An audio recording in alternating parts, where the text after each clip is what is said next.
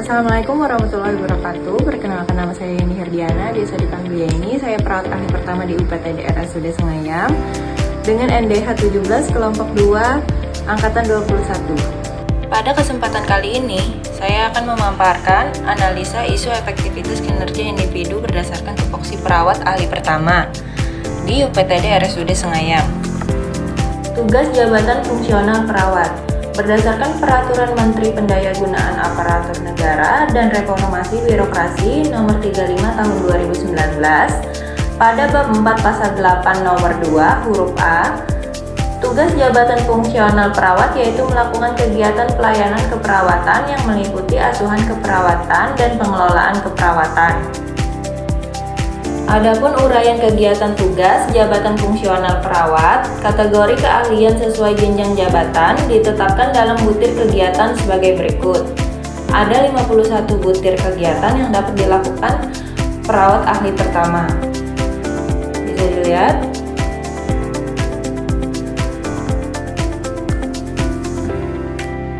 Pada slide ini terdapat 5 uraian tugas dan isu yang akan saya paparkan. Yang pertama, melakukan pengkajian keperawatan lanjutan pada individu. Uraian isunya yaitu belum optimalnya melakukan pengkajian keperawatan lanjutan pada individu di ruang rawat inap RSUD Sengayam.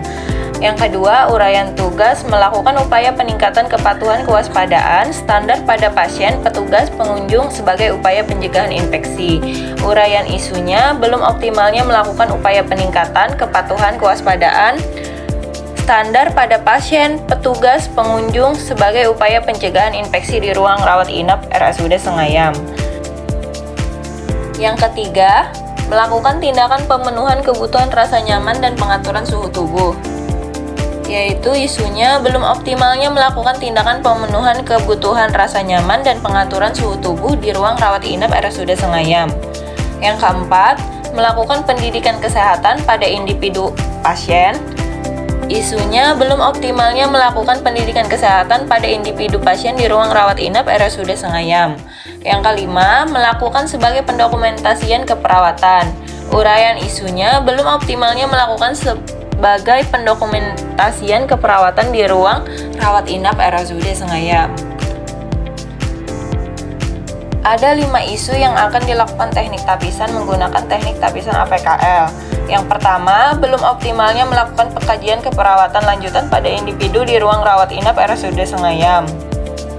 Yang kedua, belum optimalnya melakukan upaya peningkatan kepatuhan kewaspadaan standar pada pasien, petugas, pengunjung sebagai upaya pencegahan infeksi di ruang rawat inap RSUD Sengayam.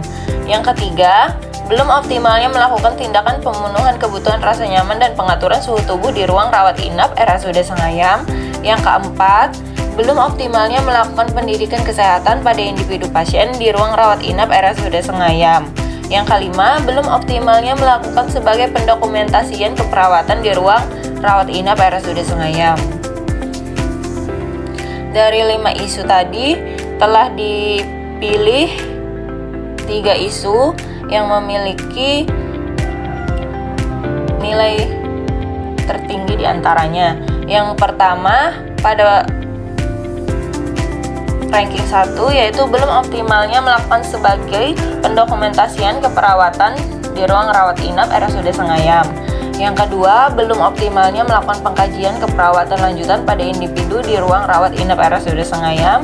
Yang ketiga, belum optimalnya melakukan tindakan pemenuhan kebutuhan rasa nyaman dan pengaturan suhu tubuh di ruang rawat inap RSUD Sengayam.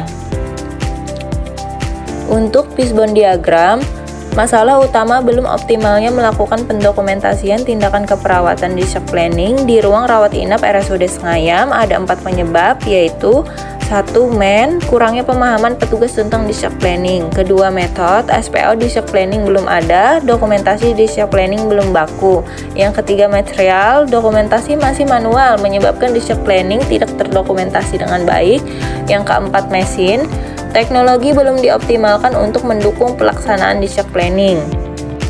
Adapun alternatif pemecahan masalah, untuk masalah utama belum optimalnya melakukan pendokumentasian tindakan keperawatan di shock planning di ruang rawat inap RSUD Sengayam. Dengan 5 akar masalah, yang pertama kurangnya pemahaman petugas tentang shock planning. Alternatif yang dapat dilakukan yaitu melakukan sosialisasi kelengkapan pengisian discharge planning.